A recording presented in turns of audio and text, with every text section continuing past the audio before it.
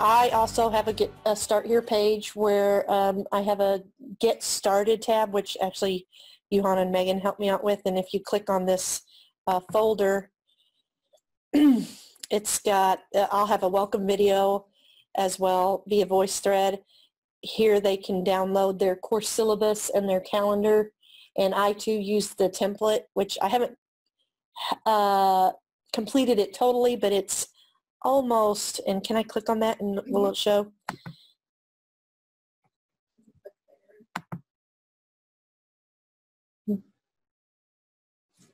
Try clicking it again.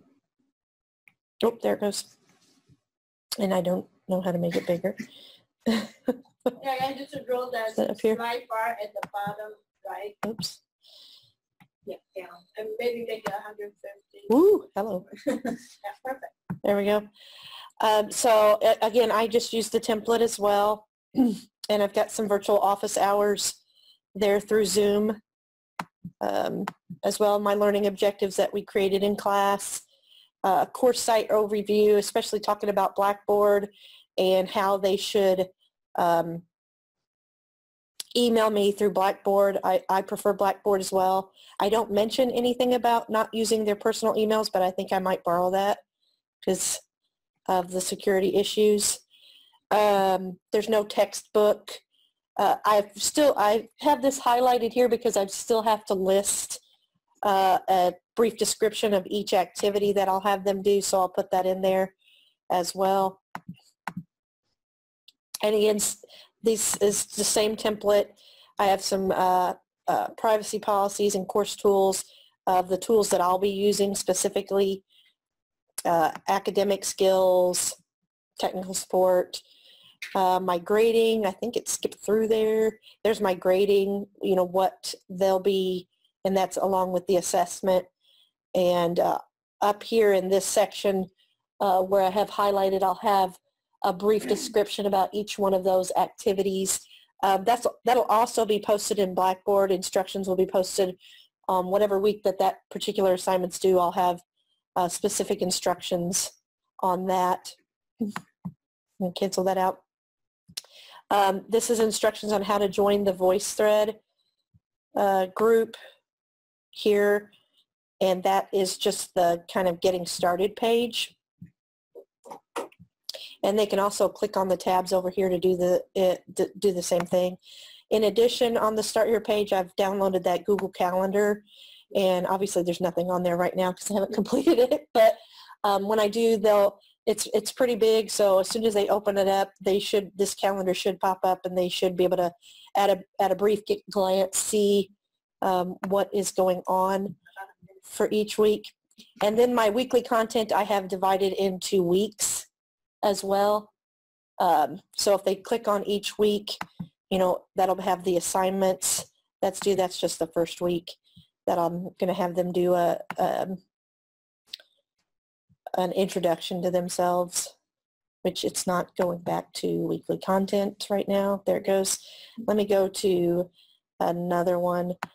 And this is a PowerPoint, and then they'll have the lecture on a video or Voicethread, and then they will actually, and I don't have it on here yet, they will actually be doing their discussion boards through Voicethread through the lecture. So, and I'll put those instructions in here as well. Oh, there we go. And that's it. Okay. All right, so any questions or comments for Jody? Yeah. I was also thinking about Voicethread for discussion boards. One of the concerns I had was that the Voicethreads, by their very nature, they might not be as reflective because they might be a little more sort of off the cuff and hence not sort of quite get as deep. I'm curious if that's something that you thought about or were concerned about as well. Or? I'm a little concerned about it, but if I'm going to provide some detailed instructions on, you know, exactly what should be involved in the discussion, just like they would for writing it down in a typical discussion board. You know, these are the kinds of things that you should discuss. It should be reflective in nature. It should be respectful. You know, there's going to be some guidelines that they're going to have to do. Now, they will be able to write it if they want. I'm going to give them that option that if they don't want to speak, they can actually write it down if they prefer. But that's the guidelines. If I could just weigh in on that question. Mm-hmm.